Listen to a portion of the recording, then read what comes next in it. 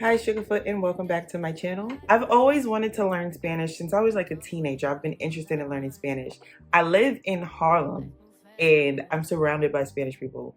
We got Spanish Harlem on the east side, and then we have little DR up in the heights. And I live in the middle of it all. So I have a bunch of neighbors that are either from DR or PR. So I have a bunch of, well, the neighbors in my building, I have a bunch of neighbors that are from Dominican Republic, and they're so friendly.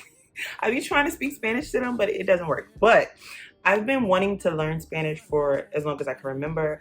I would have spurts of moments where I focused in on learning, but it never lasted long enough for me to actually become fluent or understanding, I guess that is. In recent months, I've been focused on learning how to understand and speak Spanish, and it has been interesting. So on my TikTok, I've been doing this on my TikTok because they are so supportive and it's shorter videos so I can get into the groove of it. But I think I want to transfer it to my YouTube so that way I can really challenge myself to speak longer sentences and have fuller conversations. My ultimate goal is to learn all of the love languages, which are Spanish, Italian, French, and Portuguese. I want to be fluent in all of those languages. So I know that if I learn one, learning the others should be easy because they're all very similar. They may have like a couple words that are drastically different, but for the most part, the words sound very similar. So I'm going to start with Spanish since that's what I'm surrounded by anyway, right? And I'm going to be challenging myself daily to speak to at least one Spanish person in Spanish. What I'm trying to do is grow my listening ear. So if they were able to write it down, I would be able to respond. But especially if you're around Caribbean Spanish people like Dominicans, they speak super fast and they speak a dialect of Spanish. It's like their own personal slang that they throw in there. So a lot of the words or phrases are difficult to understand. So what I want to do is I want to become conversational in Spanish before I perfect the fluency. So I'm going to be challenging myself daily to speak to at least one Spanish person. And I have a building full of Spanish people, as well as all of the bodegas are Spanish. I shouldn't have a difficult time doing that. And for some reason, I don't know what it is about my face. For some reason, Spanish people are always speaking Spanish to me. And I'll do the dead stare, which usually gives me away that I don't know what they're saying. But they always start off the conversation with me in Spanish. So I'm starting to think maybe I look Dominican a little bit. I don't know. But like the other day, I was walking to school and this older Spanish guy, somebody's abuelo, he just came up to me. He was like, hace frío. I was like, sí, hace frío. I just responded back, sí, hace frío. And then when he walked away, I said, que tenga buen día. What? I throw that out all the time.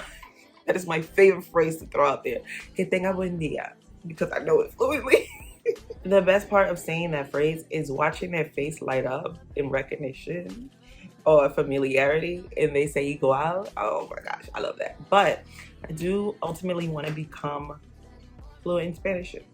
Fluent in Spanish. I do ultimately want to become fluent in Spanish and learn the other languages. My initial thought was before years ago, I was like, I'm going to study abroad in a Spanish speaking country so that way I can speak it better. That did not happen. It could possibly still happen, but I don't see it happening anytime soon.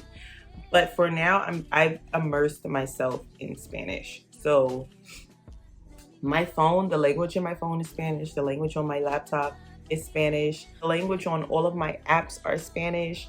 So I'm forcing myself to be surrounded by Spanish and get familiar with seeing these words or these phrases.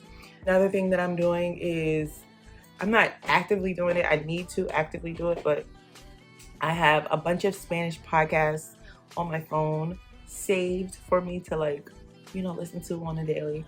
And the Spanish that I'm focusing on is DR because one, it's the one that I'm most surrounded by, and two, it's the most difficult. So I feel like if you understand DR Spanish, you might be able to understand everyone else. That is the logic in my brain, because I know there are there's Mexican Spanish, there's Colombian Spanish, and those, I know people from both of those places, and they don't understand DR Spanish as well. I mean, they could catch phrases, but it's like, huh? It's like a person in America hearing someone from Scotland or Ireland speaks super fast. So that's what I'm doing. I'm listening to a lot of podcasts with people from DR in conversational Spanish, so that way I can grow a listening ear for what they're saying and how certain words sound when it's pronounced. I also have written a bunch of vocabulary and their meanings. So a bunch of Spanish vocabulary and their meanings. So I studied from that. Along with, so the fact that this all stemmed from, well, grew from TikTok. On TikTok, I have a series of videos where I'm speaking in Spanish or speaking about how I'm learning Spanish. And I also have a link to a worksheet, Google Docs, where I've shared a bunch of phrases and sayings that are popular in different Spanish-speaking countries, as well as their translations. And it's just like an informative document. Anyone can log in or click in and edit it, add their own sayings. But if they edit, they have to like do it as a comment rather than just changing it, because I want to see why they changed it and what about it was wrong or what about it can be fixed. Also on this same Google document is the link to two different group chats. So one group chat is for native Spanish speakers and people learning Spanish to speak in Spanish only. So the native Spanish speakers are helping you to correct whatever grammar you have incorrect. And then there's another group chat that is for native Spanish speakers that are learning English and native English speakers. So that way those people can get the help in the respective languages that they're learning. The Spanish group chat has been very active the past couple of weeks, and it's too much for me, so I haven't been that active in it. I'm also going through finals week right now, so I'm sorry guys. I have not been that active in it. Plus I'm a person where if it's too many messages, I get overwhelmed very quickly. So if it's too many messages for me to read through and I don't know what the conversation is about at the moment, I will just not engage. That's the type of person I am. So I have not engaged in the conversation in a while, but people are learning over there. If you want to learn, I'll link everything in the bio if you're interested in learning Spanish or English as well. But I'm going to start a series on my Spanish speaking journey. And we'll see how this goes. This is going to be such a challenge for me because, one, I'm very shy. I've tried to stop and have conversations with Spanish speakers, but I swear once they start speaking Spanish, my brain goes blank. It's like I don't know how to speak. I know what they just said. So they feel bad for me and they're like trying to do it slow for me. And it feels embarrassing to me. For whatever reason, I feel so embarrassed. So my heart starts racing. That's the most difficult part of learning Spanish. But I'm going to challenge myself to do it, and we'll see how this goes. If you guys have any suggestions on how I can better my learning experience, leave it in the comments below. But I'll see you guys on the next episode of my Spanish journey. Que tenga buen día. Que lo que.